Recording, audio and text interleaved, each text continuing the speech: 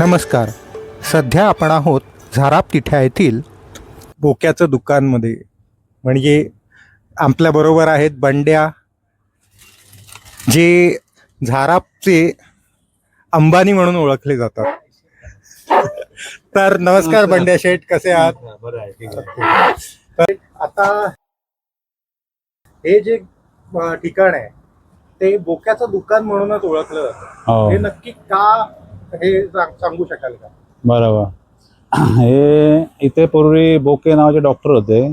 ते बोक्यांचं हे म्हणजे घर होतं, डॉक्टर होते. आणि समोर आमची टपरी होती पानाची, आमच्या आज म्हणजे चुलत्यांची. आणि त्याच्यानंतर आमचे वडील 10वी मॅट्रिक पास झाल्यानंतर त्यांनी ती टपरी तिथे चालवत चालवत छोटं तिकडे हे चाललेलं ते बोकेनंतर बोक्याने ते दुकान विकलं.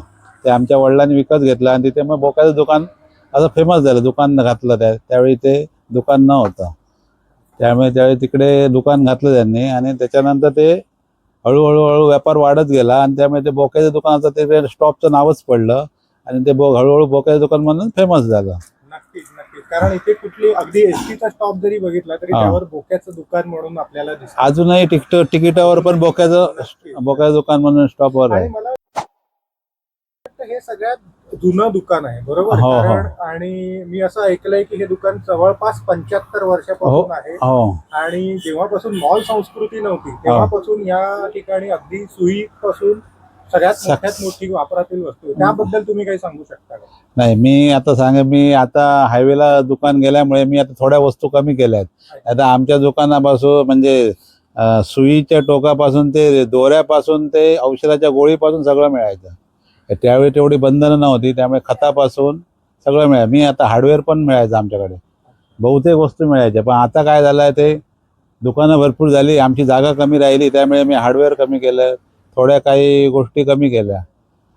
असं म्हणजे त्यातल्या त्यात या दुकानाचे संस्थापक म्हणजे आपले वडील, त्यांचे काही आठवण आपण सांगू शकता का? हो, मग आमचे दुकानाचे संस्थापक म्हणजे चुलते आमचे, म्हणजे काका आमचे अनंत सीताराम मांजरेकर.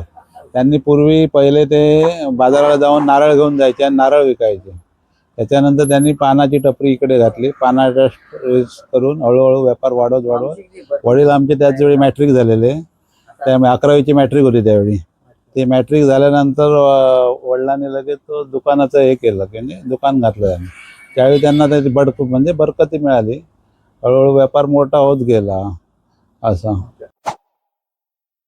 आता सध्या जे ऑनलाईन ट्रेडिंग चालतं, ऑनलाईन खरेदी चालतं, त्या संदर्भात आपलं काय मत आहे? त्याचा काही इम्पॅक्ट झालेला आहे का आपल्या बिझनेसवर? आणि त्याच्यावर आपण काय उपाययोजना वेगळ्या करता का? ऑनलाईन चा मोठ्या प्रमाणात अजून इथे तसं जाणवत नाही, पण तो किराणाच जाणवत नाही, पण बाकी वस्तूच जाणवतोय. बाकीचे जे म्हणजे कपड्या म्हणा किंवा बाकी काही शॉपिंगच्या आहेत गोष्टी, त्यात जाणवतोय बऱ्यापैकी. त्याच्यामुळे किराणा अजून तसा आलाय नाही, पण तो रिलायन्सवाले आता बहुतेक करून घुसले आहेत, गोव्यात वगैरे सांगतायत. त्यामुळे रिलायन्सवाले आता घरपोच डिलिव्हरी देत आहेत ते. त्यामुळे भविष्यात ते मोठं संकट आहे मोठं. त्याच्यावर तर उपाय काय? आता उपाय म्हणजे आता मॉल टाईप करायचा, हाच एक उपाय आहे, बाकी पर्याय काही नाही आहे. सगळ्यांच्या शुभेच्छा तुमच्या बरोबर आहेत आणि लवकरच आम्हाला इथे एक मॉल सदृश इमारत पाहायला मिळेल. आम्ही इच्छा करत होतो ऑनलाईन ट्रान्झॅक्शन. तर तुम्ही स्वतः ॲज अ दुकानदार काय प्रिफर करता? ऑनलाईन पेमेंट करता की कॅश करता? आणि ऑनलाईन पेमेंटमध्ये काही तुम्हाला चॅलेंजेस असतात? हो, तसं बघायला गेलं UPI पेमेंट खरंच चांगलं आहे, पण काही वेळा बँकेचा सर्व्हर डाऊन असल्यामुळे समोरच्या पार्टीकडून पैसे घेताना मोठी हे होते, म्हणजे गंमतच होते मोठी. त्यांच्याकडे केव्हा पैसे नसतात केव्हा, त्यामुळे एखादा प्रामाणिक असला तर त्याने पैसे आणून देतो, एखादा जर प्रामाणिक नसेल तर ते पैसे जातात. तो एक मोठा प्रॉब्लेम आमचा झालेला आहे. आणि कॅश बोलेल तर आता 10 म्हणजे आता तर पूर्वी 50-100 सुट्टे अजूनपर्यंत तरी मिळत आहेत, 10-20 तर एकदमच कमी झालेले आहे. धंदा कसा करायचा हा मोठा व्यापाऱ्यांवर समोर प्रश्न झालेला आहे. चिल्लर तर त्याहून कमी झालेली आहे. आणि आता 50 शिवाय वस्तूच म्हणजे गिराईक करायला नको असं वाटते. म्हणजे एकदा म्हणजे पैसे आमचे लोकांकडे राहतात, त्यामुळे म्हणजे धंद्यात कमवतो किती आणि जातात किती, आता मोठा प्रश्नच निर्माण झालेला आहे. आणि आणखी एक विचारायचं होतं की गणपती, मला वाटतं कोकणामध्ये गणपती हा सण सगळ्यात मोठा. त्यावेळेला गिराईक मोठ्या प्रचंड संख्येने. हो हो हो हो. तर तुमचं असं कुठलं प्रोडक्ट आहे की जे सगळ्यात जास्त खपलं जातं किंवा ते तुम्ही ठेवणं तुम्हाला सगळ्यात बरं वाटतं, चॅलेंजिंग असतं, हिरो प्रोडक्ट जसं आपण त्याला म्हणतो, की जे वर्षाच्या 12 महिने चालू राहतं? आता तसं म्हणायला गेलं तर आमची दुकानची सुरुवात आधी पानाच्या टपरीमुळे झाली आहे. त्यामुळे सगळ्यात मला जर विचाराल तर पान ठेवायला आवडते आणि वर्षाच्या 12 महिने पान लागते. आम्ही घरात स्वतः कोण पान खात नाही, पण आमच्याकडे पानं तुम्हाला म्हणजे एकदम कोवळी पाहिजे, पिवळी पाहिजे, मोठी पाहिजे, हे लोकांची मागणी असते आणि लोक आवर्जून सांगतात की मांजरेकरांच्या दुकानाकडे पान चांगलं मिळते. लोक म्हणजे पंचकोशीतले खास पानासाठी मुद्दाहून आमच्या दुकानात येतात. त्यामुळे पान हे वस्तू चांगली ठेवण्याचा आम्ही आटोकाट प्रयत्न करतो.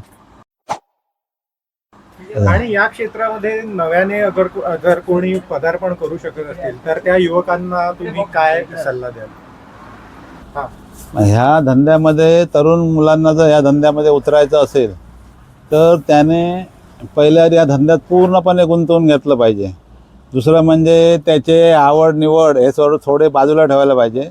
एक वेळ त्याने जर व्यवस्थित असे मॉल सिस्टीम केली तर ते सगळं ते म्हणजे त्याने नवीन ॲपप्रमाणे त्याने जर केला धंदा तर होऊ शकतो, नाही असं नाही. पण आता मी जे काय करतो आहे ते आताच्या जनरेशनला धरून ते योग्य नाही असं मला वाटते. कारण आता लोकांना वस्तू हातात घेऊन प्रत्येक वस्तू बघून घ्यायची सवय झालेली आहे.